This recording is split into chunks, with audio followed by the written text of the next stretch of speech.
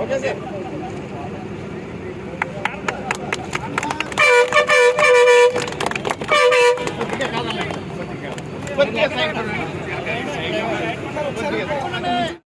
నిడదవోలు నుంచి విశాఖపట్నం వెళ్ళేటువంటి super luxury బస్సుని ప్రారంభించడం అనేది చాలా ఆనందంగా ఉంది. ఈ కార్యక్రమంలో పాల్గొంటున్నటువంటి ఆర్ఎం గారు, షర్మిల అశోక్ గారు, అదేవిధంగా తెలుగుదేశం పార్టీ అధ్యక్షుడు వెంకటేశ్వరరావు, జనసేన పార్టీ అధ్యక్షుడు రంగా రమేష్ గారు, అదేవిధంగా భారతీయ జనతా పార్టీ అధ్యక్షుడు రామారావు గారు, ఇచ్చేసినటువంటి డిపో మేనేజర్ గారి యొక్క సిబ్బందికి అందరికీ కూడా ప్రత్యేకమైన అభినందనలు తెలియజేస్తున్నాను. కారణం ఏంటంటే ఒకప్పుడు చాలా అద్భుతమైన ప్రగతిలో ఉండేటువంటి నిడదవోలు డిపో ఇప్పుడు కారణాలు ఏవైతే కానివ్వండి ఆ స్థాయిలో లేదు అనేటువంటి మాట మన అందరికీ తెలుసు. ఒకనొక టైంలో పూర్తిగా మూసేసినట్టు మనకు తెలుసుకోవాలి. అయితే ఇవాళ గ్రామీణ ప్రాంతాల్లోని ప్రజలకు ఉపయోగపడాలంటే బస్సులే సరైనవి. మారుమూల ప్రాంతాలకు వెళ్ళాలంటే బస్సుల ద్వారా మాత్రం వెళ్ళగలుగుతారు. అదేవిధంగా బస్సుల్లో ప్రయాణం అనేది సురక్షితమైనటువంటి ప్రయాణం. క్వాలిఫైడ్ డ్రైవర్సు, క్వాలిఫైడ్ స్టాఫ్ ఉంటారు కనుక వాళ్ళందరూ జాగ్రత్తగా తీసుకెళ్తారు. అయితే ఇక్కడ మనకు కావాల్సింది ఏంటంటే డిమాండ్ ఉన్నా కూడా మనం ఇంకా బస్సులు పెంచుకోలేని పరిస్థితి కూడా కనబడుతుంది. దానికి ఒక కారణం ఏంటంటే రాష్ట్ర విభజన జరిగిన తర్వాత తెలంగాణ వాళ్ళ ఆర్టీసీ వేరు, మన ఆర్టీసీ వేరు అయింది. ఈ సందర్భంలో రెండు రాష్ట్రాలకు సంబంధించి జరిగేటువంటి ఒప్పందాల్లో ఎన్ని బస్సులు ఇక్కడి నుంచి ఆపరేట్ చేయాలి, ఎన్ని బస్సులు అక్కడి నుంచి ఆపరేట్ చేయాలి అనేటువంటిది వారు నిర్ణయిస్తారు. ఆ నిర్ణయం మేరకు ఇవాళ మనకి 2 బస్సులు హైదరాబాద్కు ఉన్నది ఒక బస్సుకే పరిమితమైంది అనేటువంటి మాట చెప్తాం. అయితే ఈ మధ్యకాలంలో ప్రధానంగా ఒక కాకినాడకి కనెక్టివిటీ బాగా పెంచారనేటువంటిది కూడా ఆరోగ్యంగా చెప్తున్నారు. దాంతోపాటు దూర ప్రయాణానికి వెళ్ళేటువంటి వాళ్ళు మనకి ట్రైన్ రిజర్వేషన్ అనేది ఎప్పుడు కూడా లిమిటెడ్గానే ఉంటుంది కనుక బస్సుల మీద ఆధారపడే వాళ్ళు ఎంచుకుంటారు కనుక ఈ గ్రామీణ ప్రాంతంలో వాళ్ళు దూర ప్రయాణం చేసే హైదరాబాద్కి మరొక 2-3 సర్వీసులు పెంచినా కూడా జనానికి ఇబ్బంది లేనటువంటి పరిస్థితి ఉంది. ఆ రకంగా దాన్ని బస్సుల్ని పెంచవలసిన అవసరం ఉంది. తర్వాత బస్ స్టాండ్ నిర్వహణ ఇప్పుడు ఏదో ఇక్కడ ఏం చేయలేదు, అది బ్లీచింగ్ జల్లినటువంటి పరిస్థితి ఏదైతే మనకు కనబడుతుందో అది ప్రతిరోజు ఉండేలా ఉంటుంది. అదేవిధంగా బాత్రూముల యొక్క శుభ్రత కూడా పెరగాలి. ఇలాంటి సౌకర్యాలు కల్పించకపోతే ప్రజలు ఎందుకు ఈ బస్సుల మీదకి రావాలనేటువంటి ఆలోచన వెళ్ళిపోతున్నారు.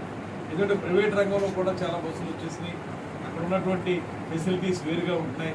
అందువల్ల ఇక్కడ మనం డిపోని బాగా మెయింటైన్ చేసుకోవాలి. ఒక పక్కన సమర్థవంతమైనటువంటి అధికారులు ఉండాలి, దాంతోపాటు ఫ్రెండ్లీగా పీపుల్ ఫ్రెండ్లీగా ఉండేటువంటి స్టాఫ్ ఉండాలి. ఇవన్నీ ఉండటంతో పాటు number of buses services, number of roots మనం పెట్టుకున్నట్టయితే డిమాండ్ అయితే ఖచ్చితంగా ఉంది. దాన్ని అప్గ్రేడ్ చేయడానికి అవసరమైనటువంటి ప్రణాళిక తయారు చేయవలసిందిగా ఆర్ఎం గారికి కూడా నేను చెప్పాను.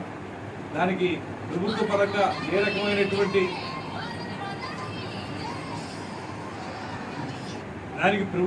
అవసరమైనటువంటి కార్యక్రమం ఏదైనా ఉంటే అది మేము తప్పకుండా చేస్తాం.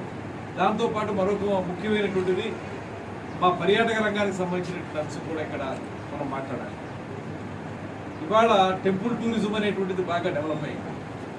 అదేవిధంగా ఎకో టూరిజం అనేటువంటిది డెవలప్ అయింది.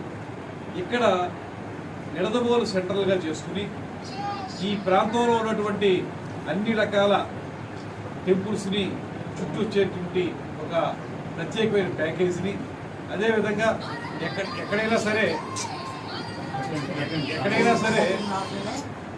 మనకి పర్యాటకులు సందర్శించడానికి వీలుగా ఉండే ప్రాంతాలకి కొన్ని కొత్త రూట్లు వేసి అక్కడ తీసుకెళ్తాం. ఇలాంటి వాటిల్లో కూడా బస్సులు ఎక్కువ వేసుకున్నట్లయితే దీన్ని టూరిజం స్పాట్గా కూడా చేసుకున్నట్లయితే బాగుంటుంది అనేటువంటిది ఒక ఆలోచన ఉంది. నేను ఎప్పుడే ఆర్ఎం గారితో చెప్పాను, వాళ్ళ దగ్గర ఉన్న ప్లాన్స్ ఏంటి, ఏం చేయబోతున్నారు, భవిష్యత్తులో ఎలా ముందుకు తీసుకెళ్ళబోతున్నారు అనేటువంటిది వారు అడిగాను. త్వరలోనే మన వివరాలన్నింటితో కూర్చుని తప్పనిసరిగా ఒక మంచి డిపోగా దీన్ని రూపొందించడానికి, అదేవిధంగా ఎక్కువ కనెక్టివిటీ ఇచ్చే విధంగా, ప్రజలందరికీ ఉపయోగపడే విధంగా దీన్ని తీసుకెళ్ళడానికి పల్లి వెలుగు కూడా ఉన్నట్టుంది. పల్లి వెలుగు ఇక్కడి నుంచి గ్రామాలు, మారుమూల గ్రామాల్లోకి వెళ్తుంది. పల్లి వెలుగుతో ఎక్కువ మారుమూల గ్రామాలు కవర్ అవడంతో పాటు సూపర్ లగ్జరీసు, డీలక్స్ బస్సుల ద్వారా దూర ప్రయాణాలకి ఉపయోగపడే విధంగా బస్సులు పెంపొందించుకోవాల్సిన అవసరాన్ని మాత్రం గుర్తించి ఆ మేరకు పనిచేయవలసిందిగా అందరికీ తెలియజేస్తూ, రాబోయే రోజుల్లో మళ్ళీ నిడదవోలు డిపో పూర్వ వైభవాన్ని సంతరించుకోవాలనేటువంటి ఆశాభావంతో నేను మాట్లాడతాను. దానికి ఇబ్బంది బహుశా బయటికి వెళ్ళేటువంటి దాన్ని క్లీన్ చేసుకోవడంతో పాటు నేల అయిపోయి ఉంటుంది బహుశా. మాకు డెవలప్ చేస్తే కానీ ఈ వాటర్ వాళ్ళు తీసుకొచ్చి చూపించి దీనికి ఒక శాశ్వతమైనటువంటి పరిష్కారం తీసుకుందాం ఖచ్చితంగా. దాని డిపార్ట్మెంట్లు, ఇతరతర డిపార్ట్మెంట్లు, డ్రైనేజ్ వారు లేకపోతే మున్సిపల్ అధికారులు ఎవరైనా ఉంటారో దాన్ని వాళ్ళని ఇన్వాల్వ్ చేసి వాళ్ళు దీనికి వాటర్ బయటికి వెళ్ళేటువంటిది మేజర్ డ్రైన్కి కలిపేటువంటి కనెక్టివిటీని ఏర్పాటు చేయడానికి, ఆ వాల్ ఏమన్నా తేడా ఉంటే ఆ వాల్ని కొంచెం మనం మార్చే విధంగా ఏమన్నా చూసి ఒక మంచి పరిష్కారం తీసుకురావడానికి కృషి చేస్తాం తప్పనిసరిగా. అదేవిధంగా నేను చెప్పేది, డిఎం గారికి చెప్పేది ఏంటంటే, మీరు ఎలాగా బస్సు నడిపేటువంటి డిపోలో ఆ శుభ్రత లేకపోతే ఇబ్బంది వస్తుంది. ఆ టాయిలెట్స్ ఏవైతే ఉన్నాయో వాటిని మాత్రం పూర్తిగా ఎవ్రీడే క్లీన్ చేసే విధంగా, పరిశుభ్రంగా ఉంచే విధంగా ఉండండి. ప్రయాణికులకు ఆ మాత్రం సౌకర్యం కల్పించబడి, ముఖ్యంగా స్త్రీ ప్రయాణికులు ఎవరైతే ఉంటారో వాళ్ళకి ప్రత్యేక అవసరాలు ఉంటాయి. అందరిలాగా మగవాళ్ళలాగా వాళ్ళు ఎక్కడ పడితే అక్కడికి వెళ్ళలేరు. వాళ్ళకి ప్రత్యేక అవసరాలను దృష్టిలో పెట్టుకుని వాళ్ళకి టాయిలెట్స్ వాటిని మాత్రం పరిశుభ్రంగా ఉంచాల్సిన అవసరం ఉంది. అది ప్రత్యేకంగా శ్రద్ధ చూపించాల్సింది.